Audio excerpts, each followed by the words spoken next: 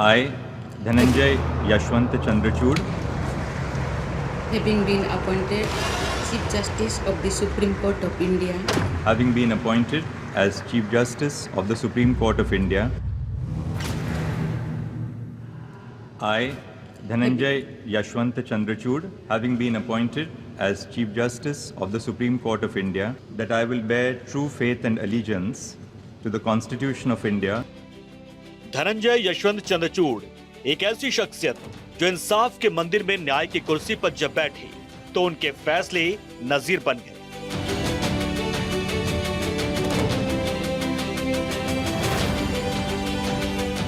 आज पूरे देश में मुख्य न्यायाधीश की चर्चा है।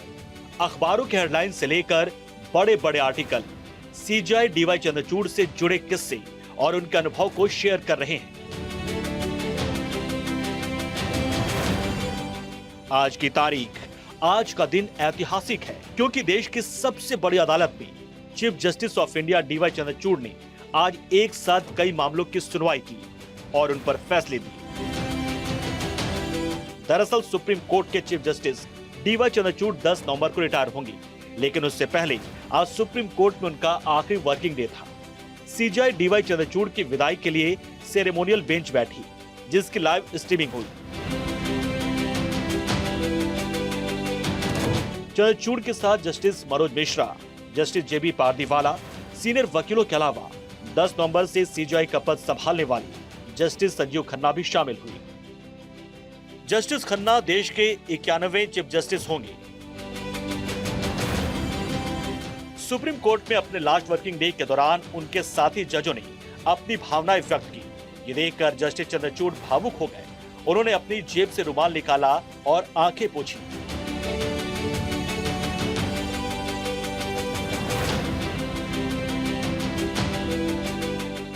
लास्ट वर्किंग डे के दिन सीजेआई चंद्रचूड़ की एक तस्वीर भी सामने आई जो सोशल मीडिया पर वायरल हो रही है। इस तस्वीर में सीजेआई चंद्रचूड़ सिर को पूरा झुकाकर हाथ जोड़ते हुए नजर आ रहे हैं। ये तस्वीर भावुक कर देने वाली है। सुप्रीम कोर्ट में उन्हें आज औपचारिक विदाई दी गई। इस मौके पर अभिषेक मनु सिंघवी और कपिल सिब्बल समेत कई वकीलों ने ऑनलाइन स्ट्रीमिंग के जरिए सीजेआई को संबोधित किया और न्यायपालिका में उनके योगदान को याद किया।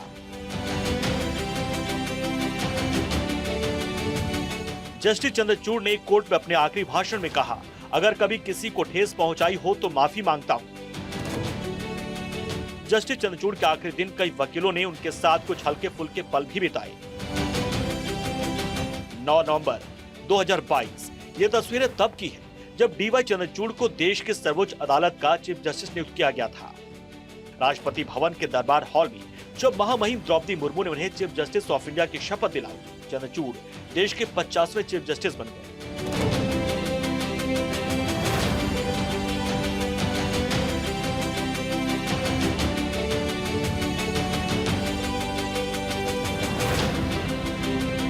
चंद्रचूड़ ने सुप्रीम कोर्ट परिसर में महात्मा गांधी की प्रतिमा पर माल्यार्पण किया और राष्ट्रपिता को दोनों हाथ जोड़कर नमन किया।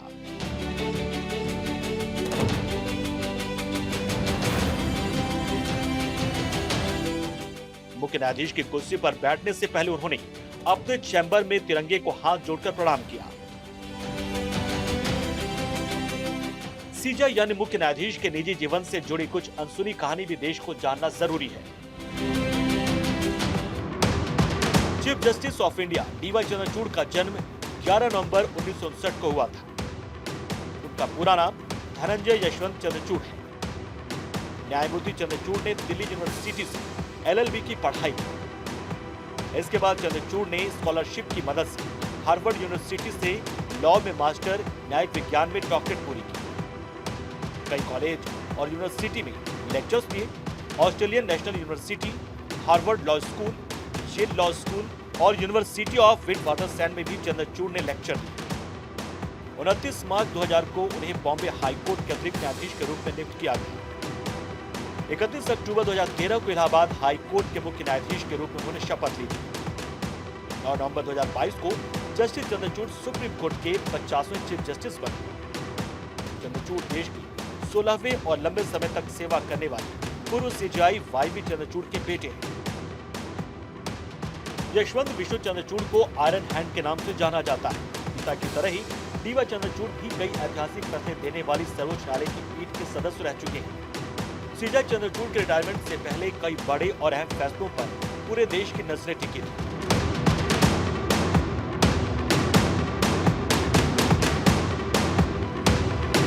अपने कार्यकाल के दौरान सीजे चंद्रचूड़ 1274 बेंचों का हिस्सा रहे। उन्होंने कुल 612 फैसले लिखे। सुप्रीम कोर्ट के मौजूदा जजों में सीजे चंद्रचूड़ ने सबसे ज्यादा फैसले लिखे। आखिरी दिन भी उन्होंने 45 केस की सुनवाई की। सीजे चंद्रचूड़ के 2 साल के कार्यकाल में बड़े फैसलों में आर्टिकल 370, राम जन्मभूमि मंदिर, वन रैंक वन पेंशन, मदरसा केस, सबरीमाला मंदिर विवाद, चुनावी बॉन्ड की वैधता और सीएए एनआरसी जैसे फैसले शामिल थे।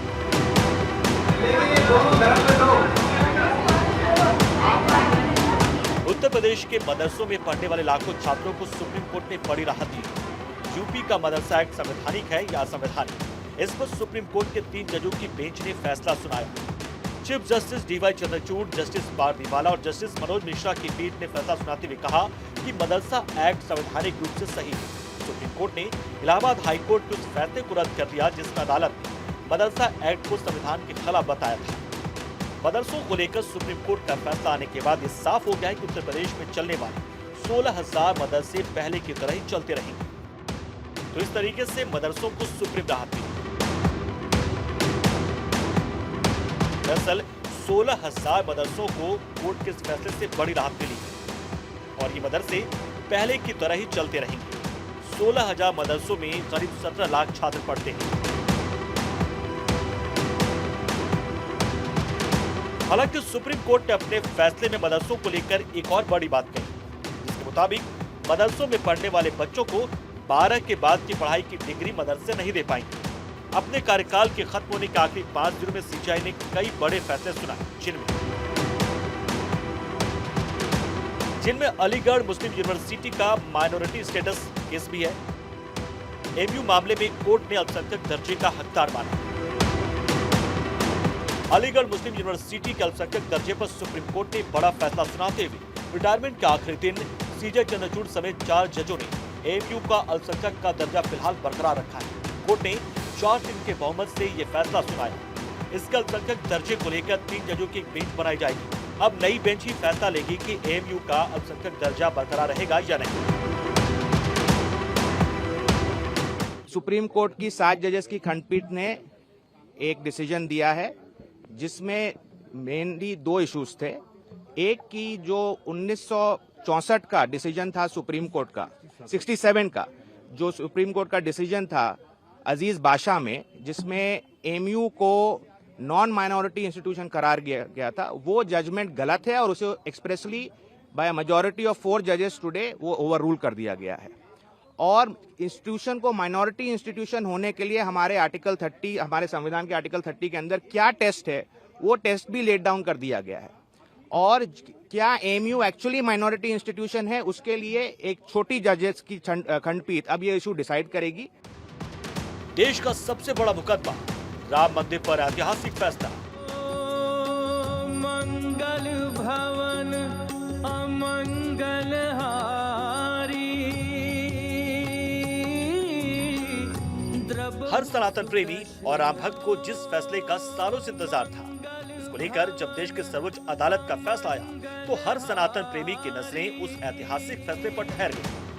आज अयोध्या में जो भव्य और दिव्य राम मंदिर बनकर तैयार है, ये भी संयोग है कि 9 नवंबर को अयोध्या पर आए फैसले के 5 साल पूरे होने वाले हैं और 9 नवंबर को ही वो तारीख जब चंद्रचूड़ सुप्रीम कोर्ट के चीफ जस्टिस की कुर्सी पर काबिज हुए। Chief Justice of the Supreme Court of India, having been appointed as Chief Justice of the Supreme Court of India, Ayodhya मामले में चंद्रचूड़ की समाधान वाली प्रार्थना और 10 नवंबर को चंद्रचूड़ मुख्य न्यायाधीश की कुर्सी से रिटायर होंगे। अयोध्या मामले में चंद्रचूड़ की समाधान वाली प्रार्थना। सीजीआई डीवाई चंद्रचूड़ ने पुणे में अपने पैतृक गांव कान्हेरसर में लोगों के बीच कहा था कि कई बार हमारे पास केस होता है लेकिन उसका समाधान नहीं निकल पाता। अयोध्या में राम जन्मभूमि बाबरी मस्जिद विवाद मामले में ठीक ऐसा ही हुआ। ये मामला 3 महीनों तक चंद्रचूड़ के पास रहा, जिसको लेकर मुख्य न्यायाधीश ने खुलकर अपनी बात रखी। चंद्रचूड़ ने बाबरी मस्जिद विवाद के समाधान की कहानी बताई। सीजेआई ने कहा, राम जन्मभूमि बाबरी मस्जिद विवाद पर फैसला सुनाने से पहले मैं भगवान के सामने बैठा और उनसे प्रार्थना की कि कुछ ना कुछ हल निकालना होगा। मुझे पूरा विश्वास था कि भगवान इसका कोई रास्ता ढूंढेंगे। ऐसा ही हुआ। कई बार हमारे पास ऐसे मामले होते हैं जिनके फैसले को लेकर हम किसी अंतिम निष्कर्ष पर नहीं पहुंच पाते हैं। ऐसे ही हमारे साथ अयोध्या राम जन्मभूमि बाबरी मस्जिद को लेकर हुआ था। अयोध्येचं काम माझ्या पुढे आलं होतं। आणखी आम्ही 3 महिने अयोध्येच्या कामावर आम्ही विचार करत होतो। म्हणजे शेकडो वर्ष ज्याला कोणी सोल्युशन मानलं नाही ते काम आमच्या पुढे आलं होतं। आणि त्यावेळेला एक असं झालं ते काम चालूच असताना की ह्याच्यात मार्ग कसा शोधायचा, आम्हाला कोणालाही माहिती नव्हतं ह्याच्यात मार्ग कसा शोधता येईल। त्यावेळेला मी आपल्या दररोजच्या दैनंदिन जीवनात माझी जी पूजा करतो तेव्हा मी देवांच्या पुढे भगवंतांच्या पुढे मी बसतो तिथे आणि मी त्यांना सांगितलं ह्याच्यात मार्ग तुम्हीच शोधून द्या। साल 2019 में राम जन्मभूमि बाबरी मस्जिद विवाद को लेकर राम मंदिर के पक्ष में सुप्रीम कोर्ट ने फैसला सुनाया था। राम मंदिर का फैसला सर्वसम्मति से लिया गया। ये किसी एक का फैसला नहीं था, इसलिए किसी एक न्यायाधीश को इसका श्रेय नहीं दिया गया। अयोध्या और राम जन्मभूमि बाबरी मस्जिद विवाद पर फैसला सुनाने वाले जज कौन थे, अंदर खाने क्या फॉर्मूला तय हुआ और फैसला सुनाने वाले किसी भी जज का नाम या पक्ष क्यों सामने नहीं आया था। सीजेआई ने इस पर पहली बार खुलकर बात की थी और कई राज भी खोली। अयोध्या राम जन्मभूमि मामले में फैसला सुनाने वाली सुप्रीम कोर्ट की 5 सदस्यीय बेंच में डीवाई चंद्रचूड़ भी शामिल थे। हालांकि तब चंद्रचूड़ सुप्रीम कोर्ट के सीजेआई नहीं थे। जस्टिस चंद्रचूड़ के अलावा पीठ में शामिल बाकी 4 न्यायाधीश पहले ही रिटायर हो चुके हैं। ये तस्वीरें इसी साल गणपति पूजा के मौके की, जब पीएम मोदी 11 सितंबर की शाम सीजेआई के घर जा पहुंचे और गणेश आरती में हिस्सा लिया। इस दौरान PM Narendra Modi CJI DY Chandrachud और उनकी पत्नी के साथ भगवान गणेश की आरती करते और पूजा करते नजर आए।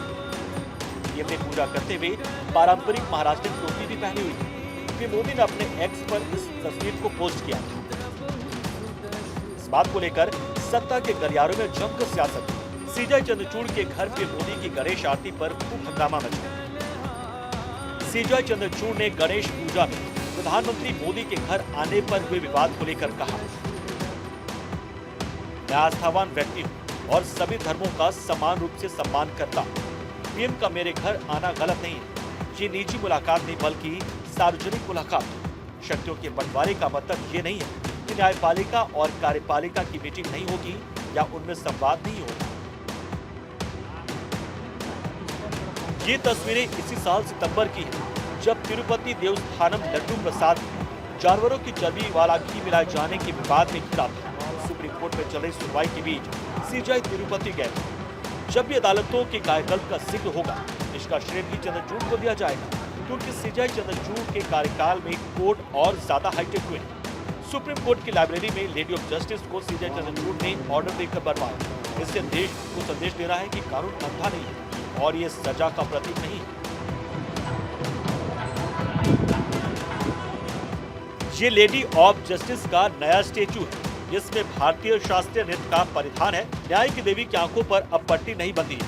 दाएं हाथ में समाज में बराबरी का प्रतीक तराजू बरकरार रखा गया है। वही मूर्ति का रंग सफेद है, जो सफेद स्क्वायर प्लेटफॉर्म पर रखी गई है। बाएं हाथ में तलवार की जगह संविधान की किताब रखी गई है। इसके अलावा 1 सितंबर को national conference of district judiciary के वैलिडिक्टरी इवेंट में सुप्रीम कोर्ट का फ्लैग और चिन्ह भी जारी किया गया।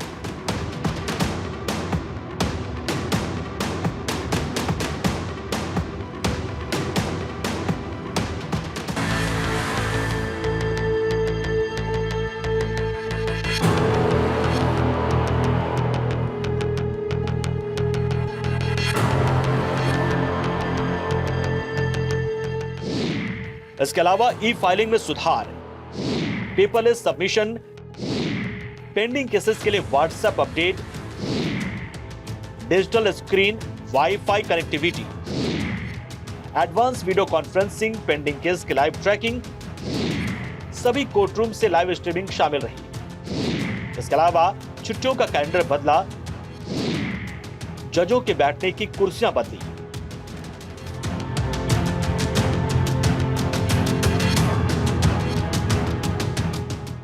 सीजे चंद्रचूड़ ने अपने कई फैसलों से देश को चौंकाया है। एक ऐसा ही फैसला उनके पिता से जुड़ा है। सीजे चंद्रचूड़ ने 2 बार अपने पिता जस्टिस वाईवी चंद्रचूड़ का फैसला पलटा है। पहला मामला बहुचर्चित एडीएम जबलपुर केस है, जबकि दूसरा मामला व्यभिचार के कानून से जुड़ा है। 1985 में तत्कालीन चीफ जस्टिस वाईवी चंद्रचूड़ ने धारा 497 की वैधता को बरकरार रखा था। बाद में जब यह फैसला सुप्रीम कोर्ट में रिव्यू के लिए आया, तब उनके बेटे जस्टिस डीवाई चंद्रचूड़ ने इसके खिलाफ फैसला दिया।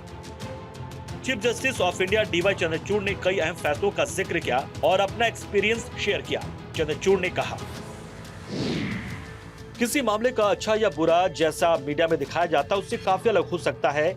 मैंने ए से लेकर जेड यानी अर्नब गोस्वामी से लेकर जुबैर तक को जमानत दी है। यही मेरी फिलॉसफी है। जमानत नियम है और जेल अपवाद है। इस सिद्धांत का मुख्य रूप से पालन किया जाना चाहिए।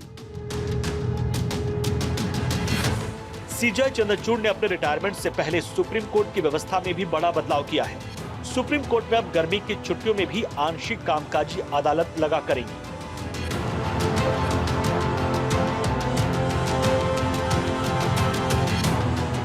आदेश में कहा गया कि कोर्ट के लिए अब आंशिक कार्य दिवसों की अवधि और छुट्टियों की संख्या चीफ जस्टिस तय करेंगे। सबसे पहले छुट्टियां कम होने से कोर्ट में ज्यादा केसों पर सुनवाई हो सकेगी। ऐसे में पेंडिंग केसों की संख्या घट सकती है। अभी अमूमन सुप्रीम कोर्ट 200 दिन और हाई कोर्ट औसतन 250 दिन काम करते हैं। अदालतों में गर्मी की छुट्टी करीब 50 दिनों की और सर्दी में क्रिसमस की छुट्टी 10 दिनों की होती है। इससे भी होली, दशहरा और दिवाली की भी छुट्टियां होती है। वीकली ऑफ मिलाकर करीब 125 से 150 दिन छुट्टी होती है।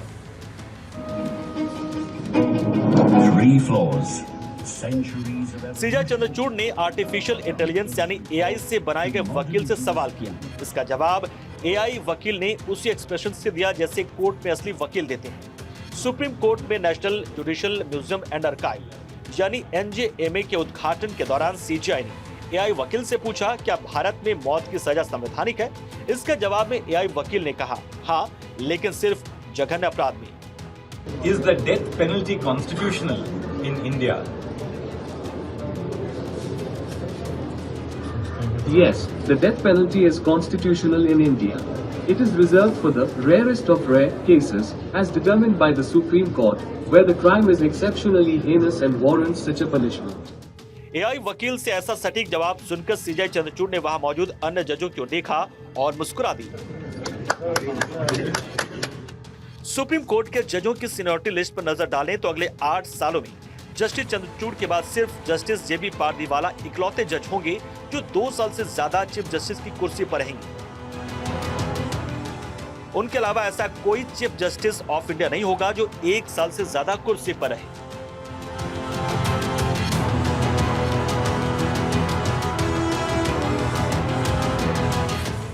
मुख्य न्यायाधीश डीवाई चंद्रचूड़ ने जीन थेरेपी की भी वकालत की है। सीजीआई ने जीन थेरेपी को जरूरी बताया और दुर्लभ बीमारियों के प्रति जागरूकता बढ़ाने की आवश्यकता पर जोर दिया है। पिछले दिनों बेंगलुरु में जीन थेरेपी और प्रिसीजन मेडिसिन सम्मेलन में उद्घाटन भाषण देते हुए मुख्य न्यायाधीश चंद्रचूड़ ने कहा कि दुर्लभ बीमारियों का इलाज करने की खोज व्यर्थ है। चंद्रचूड़ ने आनुवंशिक विकारों के लिए जीन थेरेपी की आवश्यकता पर जोर दिया। कहा कि दुर्लभ बीमारियों का इलाज तभी संभव है जब इन उपचारों तक पहुंच आसान हो। जीन थेरेपी की हाई कॉस्ट भारत में ज्यादातर लोगों के लिए इसे सुलभ नहीं बनाती। भारत में जीन थेरेपी का उपचार सबके बस की बात नहीं है। एक संविधानवादी के रूप में जिसके पास दशकों पहले लिखे गए फैसले को पलटने का साहस और दृढ़ विश्वास था, जब जब देश के मुख्य न्यायाधीशों और उनकी विरासत की बात होगी, डीवाई चंद्रचूड़ का नाम आगे होगा। लिबरल्स का पसंदीदा चेहरा रहे chief justice of India the man of justice भी है। सीजीआई की अध्यक्षता वाली संविधान पीठ ने आर्टिकल 370 को निरस्त करने के लिए केंद्र सरकार और भारत के राष्ट्रपति के द्वारा उठाए गए कदमों की पुष्टि की, जिसने तत्कालीन जम्मू और कश्मीर राज्य को विशेष दर्जा दिया था। हालांकि सुप्रीम कोर्ट की पीठ ने केंद्र सरकार की ओर से जम्मू और कश्मीर राज्य को 2 भागों में विभाजित करने और प्रत्येक को केंद्र शासित प्रदेश में परिवर्तित करने के मामले को छोड़ दिया। हालांकि बेंच ने सरकार से इस शब्द को स्वीकार किया कि जल्द ही राज्य का दर्जा बहाल कर दिया जाएगा।